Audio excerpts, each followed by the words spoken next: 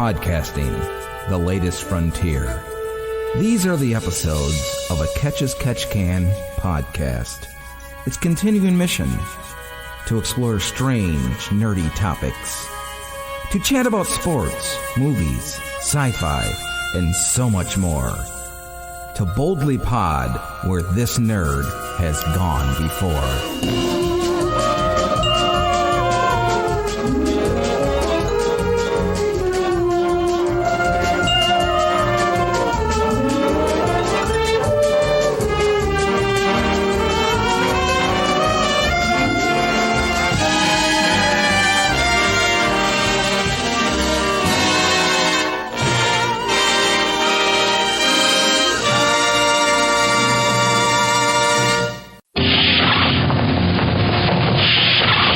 Captain's log, pod date 0512.19.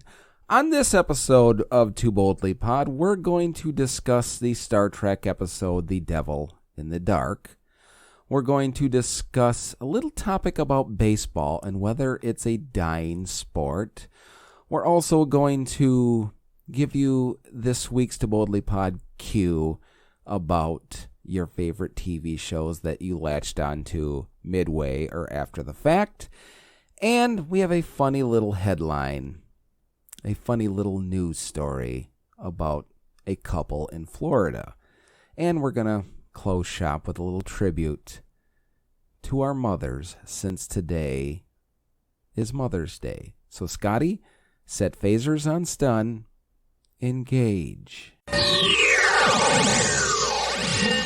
I suppose with this podcast having a Star Trek related or pseudo related name, it's only fair that occasionally I come on here and discuss Star Trek.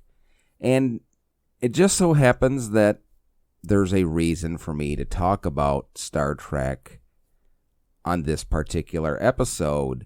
But as most of you probably assume or know, I have seen the original series episodes numerous times, dozens of times, some of them probably bordering on hundreds of times. But as many times as I've seen all the episodes, I still sit down and watch it. And occasionally an episode will pique my interest, will fire out a message to me that I hadn't really noticed before. And it's the great thing about Star Trek, and I'm kind of the same way with the show Futurama. I can watch it and watch it and watch it over and over again, and you don't catch on to certain things. And maybe because you know it so well, you haven't really let your mind envelop around the story or what's going on. So, that being said, the other night I was watching the episode The Devil in the Dark, which is the first season episode number 25 for those Trekkies out there that keep count.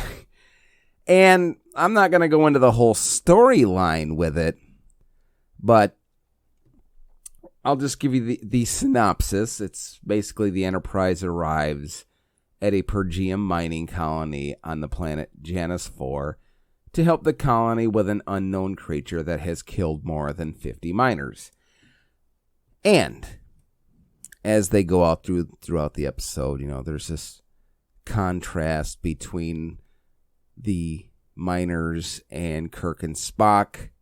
And then as the creature gets introduced to all the main characters, there sort of becomes a contrast between Kirk and Spock. Now, initially, they were sent in to find this creature and kill it, to which they were all for at the beginning. As they get introduced to the creature, Spock sort of has this moment of zen, if you will, and Freudian slips to the security officers to capture or detain it if they can, or kill it if they must, to where Kirk interjects and says, orders are to kill. So flash forward, they meet the creature, they have an exchange with a creature, and they find out it's an intelligent creature, yada, yada, yada. Not going to go into too many spoilers, even 50 years later. You should check it out. But the interesting fact to me was and for the time it was made in the 60s, and the interesting thing was it was a great parable of how the world was at that time. You had the rising counterculture in America's youth with the older generation, so there was a lot of mistrust, hating something without really understanding something, and sort of the undertone of the distrust between the Soviet Union and the United States that was budding back then. And it really occurred to me that this is a story about fearing the unknown. And as I stated earlier, it's something you can really flash forward to the way things are today, not only in society, but also on social media, political opinions, personal beliefs. People seem to react without actually stopping to understand things. And I'm not going to get preachy about everything on here. It's just something that really struck me about that episode, and it was so uniquely and perfectly done for the time in the 60s, and it transfers well to today.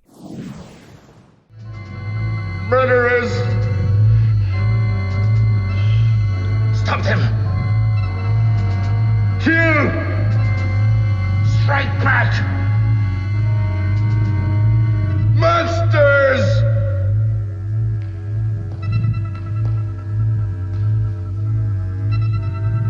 What in the name of...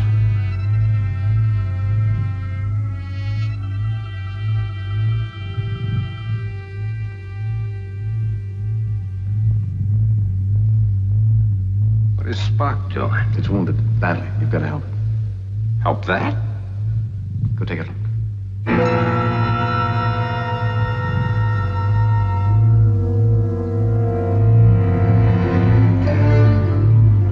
The end of life. Murderers.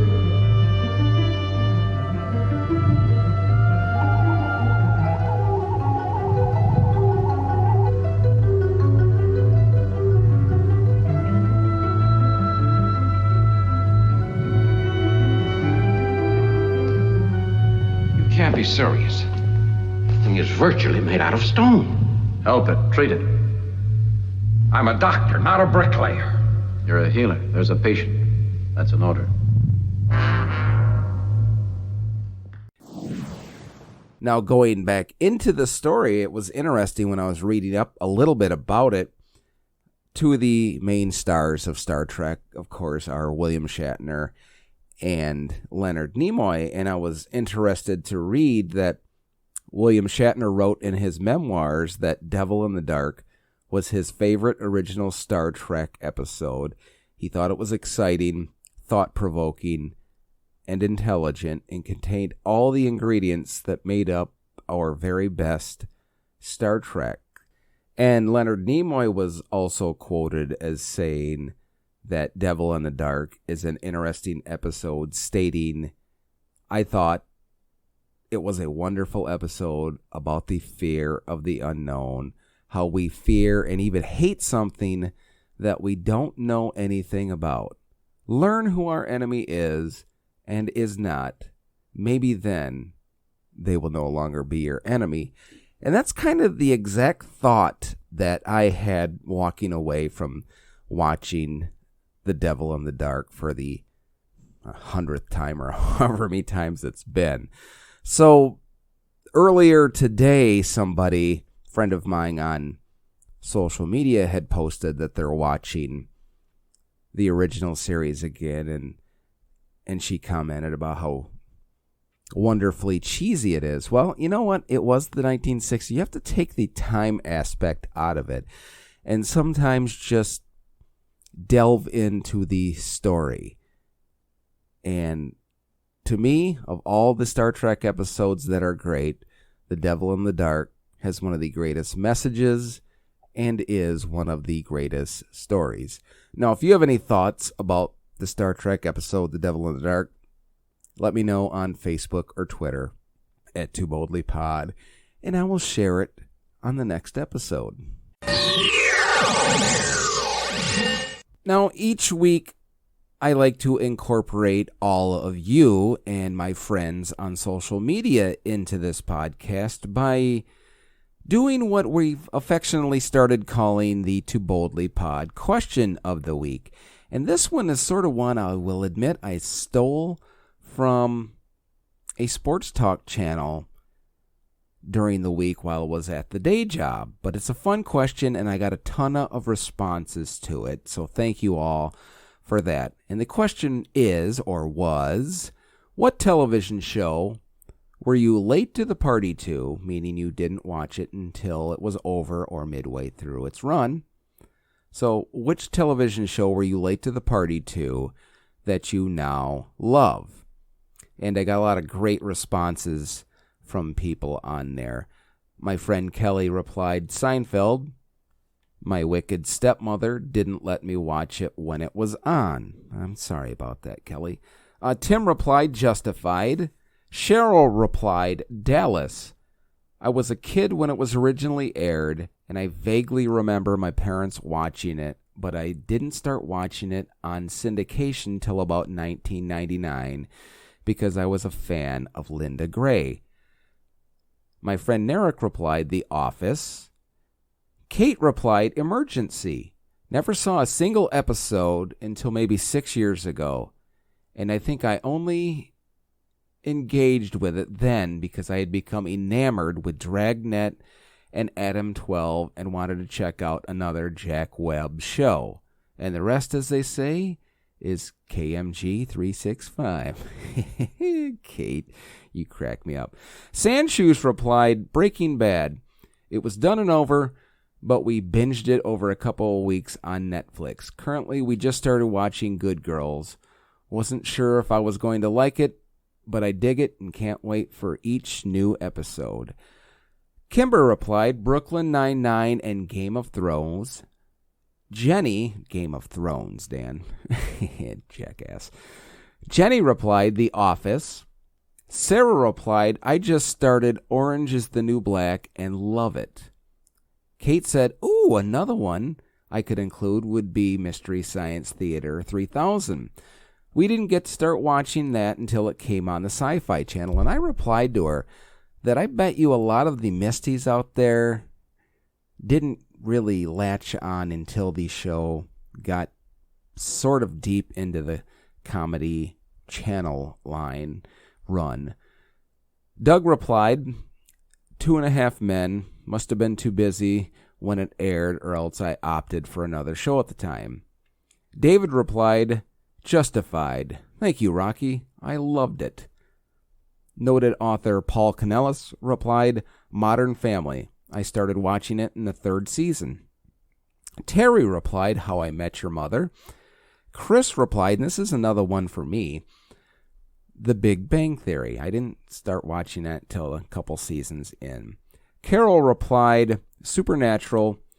Netflix binged it for the first 3 or 4 seasons, then was hooked. Now it's almost over. Sad face. Dave replied, Charles in Charge. Who am I kidding? Watch that shit from the beginning. Of course you did, Dave. Of course you did. Mike replied, Schitt's Creek. We watched season 4, then went back and binge watched the first 3 seasons. Season 5 just ended, and Season 6 will unfortunately be their last, but by their own choice. Mark replied, The Office. It has consumed my life the past year. Amy replied, Oh my gosh, Dan. I was just late to my girls' softball game because Jason Momoa was on Ellen today. Ha ha ha ha. Okay, I dig it. All you women like Jason Momoa.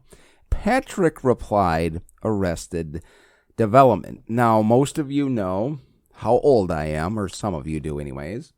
And you probably guessed that I was late to the party with Star Trek because, frankly, I wasn't born when it was originally on. So that would be my go-to one, I suppose. But one when I was old enough to watch television shows, and this may come as a surprise too, but it was the X-Files. I didn't really get into that show until the second season. I tried watching the pilot episode, and I only gave it like 5 minutes, and I'm like, so I quit. And during season 2, I was on a vacation trip with my father, and he started watching it on the TV in the hotel. And it was like the greatest thing I ever saw. So I was hooked from that point on. So for that matter, I can say, thanks, Dad. Do you have a favorite TV show that you latched onto midway through or after the fact? Let me know on Facebook or Twitter, and we will share your responses on a later podcast. Now, I'm not going to do this segment with any facts or figures thrown at you. It's simply going to be done as somebody that has observed, somebody that has watched, and somebody who has listened to others and the topic that we're going to discuss. And hopefully you can have some comments that you can share with me on Facebook or Twitter at Too Boldly Pod, and then we can sort of revisit this on a later podcast. And what I'm talking about is people often say baseball is dying. Is baseball dying? Well, you know, if you hear how the last few years or so the ratings have severely declined, and if you listen to sports talk channels and TV shows and whatnot, you talk about how people are bored with baseball. It's too boring for them. They want something more fast-paced and up-tempo. And proof number one, I suppose, is if you actually watch baseball or go to a baseball game, you will surely notice that the attendance has seriously dwindled from the days of yore, if you will. When I was a kid, the stadiums were packed to the gills, hanging from the rafters, as Gorilla Monsoon used to hyperbolize on yes, I said hyperbolize. I just made up a word, as he used to say in professional wrestling. But going back to the point, it's obvious that the attendance for baseball games has dwindled. So is baseball a dying sport? Is it a dying art form? Because kids are obviously still playing it, and they're becoming professional baseball players, and they're trying to tweak the rules for the first time in probably a century to keep people drawn in, to keep people interested, to bring people back into the fold of baseball. So, and those rules aren't exactly going over big with the coaches and players, but more about that in a minute. So, is it a dying sport? Do you still enjoy watching baseball? I mean, I do, but I've grown up to it my entire life, so it's always been a slower, more strategy-driven game than, say, football or basketball is. I mean, all sports take talent and athleticism, whether it be golf or baseball, which are slower sports, or something more fast-paced like hockey, football, or basketball. They all take athletic talent, so you can't ever take out the athleticism from any sport. And I know there are former guest on this podcast that likes to say that golf isn't a sport, but maybe him and I will sit down one day, Billy, and we will have a friendly little debate about that. But back to the point, I still watch baseball, and I'm entertained by baseball. Does it take too long now? Yeah, it kind of does. I mean, and a lot of that stems more, I think, from the strategy per se, a little bit. I'll get back to one point I want to make about strategy in a minute, but a lot of it, to me, is the batter and the pitcher. The batter stepping out of the box after every pitch, and the pitcher stepping off the mound after every single pitch, which seemed to take forever. And this is where they sort of instilled the pitch count to sort of speed the game up. And the first couple of weeks of the season, it really did speed it up, but you have to sort of historically look at that. The first couple seasons of a season are generally quicker because the pitchers have more of an advantage in the first few weeks of the season because the batters aren't necessarily dialed in to their swing, their eye, their hand to eye, their brain to eye, their hand to mouth. I don't know. I got nothing with that one. But they're not tuned into their technique of swinging. Their timing isn't down. And yeah, I know I made a lame joke before. I'm not cutting it out, so just deal with it. And I'm trying to make this a little lighthearted, even though I seriously would like to know if people think baseball's a dying sport. But I digress. So, is it just because they take so long? Because I seem to recall, and I told this could be revisionist history, I could be remembering something being shorter than it actually was. I remember watching games on TV as a kid and going to games at Tiger Stadium and even Comerica Park when it opened, and the games didn't seem to take 3+ hours. I mean, occasionally you had the rare game where pitchers just couldn't get anybody out on either team, and you ended up with a 15-10 game, and those took longer, but there was more pitching changes, there was more hitting, more offense, or maybe even more errors, I don't know, but that was a rarity. Usually games back then, I think, and you can correct me if I'm wrong, but it seemed to be like 2.5 hours for a 9-inning game. And now it seems like the standard bear for a baseball game is 3+ hours. And with a game like baseball where there's so much downtime in between action, I can totally see where people would get turned off watching it because, and maybe this is societal, but we want everything. We want instant gratification. And baseball gives you gratification, but it also gives you lulls in between the gratification. So maybe you can help me out with this. Maybe you'd want to come back on a future podcast and discuss whether you think baseball is a dying sport because it's too slow. And before we wrap things up, they've tried to tweak the wheels. Yeah, they've tweaked the wheels. God, I am top notch on this segment today, aren't I? They're trying to tweak the rules of baseball. They instilled a 3-batter minimum for relief pitchers. They've instilled the pitch clock, and the players and coaches aren't real happy about all these changes because it takes away from the strategy. And the other thing that I really noticed the last few years is sort of the introduction of the sabermetrics into baseball, where you're getting the shift and everything to sort of position players where the batters generally hit the ball. And I think that, too, has sort of slowed down the game. Now, one thing that has sped up the game is sort of this new trend of the swinging for the fences no matter who you are, which has caused more home runs, i.e. more entertainment, but conversely, it has also increased on the amount of times batters strike out, which also tends to lengthen the game.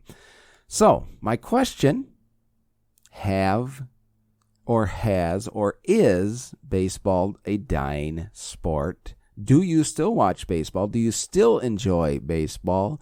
Or do you prefer the more up-tempo games like football, hockey, and basketball? And I won't even get into soccer or football for my European friends because that's just a debate for another day. If you have any thoughts, let me know on Facebook or Twitter at TooBoldlyPod. So let's see what's going on in the news by taking a look at the headlines. And this is from Sky News. Woman pulls alligator from her yoga leggings after police stop her car. A 25-year-old female and a 22-year-old male were pulled over after driving past a stop sign in Charlotte County, Florida. The pair told officers they were collecting frogs and snakes from under an overpass. The male allowed the police to search the vehicle. While searching, the officers found 41 three-striped turtles in the car, which were reported to have been inside of the young lady's backpack. When she was asked if she had anything else, she produced a 1-foot alligator out of her pants. Charlotte County Sheriff's officials tweeted, "Not to be outdone by Florida man, a Florida woman pulled this alligator out of her pants this morning during a traffic stop after being asked the standard, 'Do you have anything else?'" The Florida Fish and Wildlife Commission took over the investigation from there. The hell is wrong with mankind? Well, today is Mother's Day, and without getting too schmaltzy, let's all take a moment to thank our mothers, because, quite frankly, without them, none of us would be here right now. So, not only did they give birth to us, they raised us, they took care of us, they nurtured us, and frankly, we should all be thankful for that because we wouldn't have turned out the way we did without our mother's guidance. So, Mom, I love you. Thank you for everything you have and continue to give to me. And happy Mother's Day. Happy Mother's Day to all of you mothers out there. You all are the best. And I mean that, honestly, truly. Except for you. You suck. Kidding. You're not too bad either. And that's going to wrap up this episode of Too Boldly Pod. I hope you enjoyed our chat about the Devil in the Dark. I hope you enjoyed my little chat about baseball and whether it's dying or not. Hope you enjoyed this week's Too Boldly Pod question about TV shows we all latched onto late or after the fact. And our little interesting "the hell is wrong with mankind" news story. I don't have a closer to this show. I never do. So I will simply say this. Happy Mother's Day, Mom. Open the pod bay door, please, hell. WLLP, Spock Rock Radio.